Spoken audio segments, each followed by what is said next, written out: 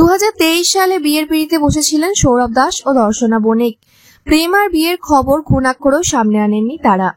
এমনকি বিয়ের খবর আসার পর একাধিক ট্রোলের মুখেও পড়েন এই জুটি। সৌরভের চরিত্র বিশ্লেষণ কেউ কেউ ভবিষ্যৎবাণীও করে ফেলেন মাসখানেকও টিকবে না এই বিয়ে। তবে দেখতে দেখতে 1.5 বছর পার করে ফেলেছেন তারা। বাচ্চা নেওয়ার পরিকল্পনা করছেন কি, সেই নিয়েই কথা বলতে শোনা গেল দর্শনাকে। অভিনেত্রী বলেন, একদম বিয়ে করেছি আমি আর সৌরভ, বাচ্চা খুব ভালোবাসি এবং আমাদের এটা অবশ্যই পরিকল্পনা আছে নিজেদের একটা পরিবারের। কখনো ভয় পান না দর্শনা, বাচ্চা হলে টলিউডে কাজ হারাতে হবে। দর্শনা স্পষ্ট বলেন, এমনি তো মেয়েদের খুব সহজেই সরিয়ে দেওয়া হয়।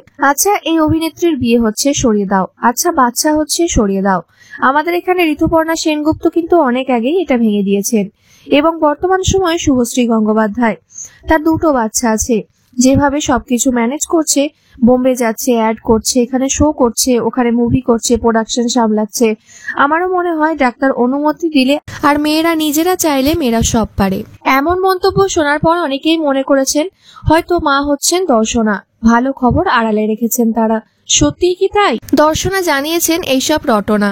অভিনেত্রী বলেছেন, ভুল খবর উঠেছে, সব মিথ্যে কথা। 1.5 বছরের সংসার জীবনে পরস্পরের বোঝাপড়া আরো বেড়েছে, সেই কথা বারবার বলেছেন যুগলে। বিয়ের 1 বছর পার করে খুবই আবেগপ্রবণ হয়ে পড়েছিলেন অভিনেত্রী। দর্শনা লিখেছিলেন, আমাদের প্রত্যেকটি দিন যেন সুখে কাটে। তুমি আমার সঙ্গী, প্রিয় বন্ধু, আমার অপরাধের সঙ্গী, আমার হাসি খুশির মুহূর্তের সঙ্গী, আরো অনেক কিছু। শুভ বিবাহবার্ষিকী। দুজনের হাতেই এখন প্রচুর কাজ। দর্শনা কলকাতার গণ্ডি পেরিয়ে হিন্দি ছবিতে কাজ করছেন।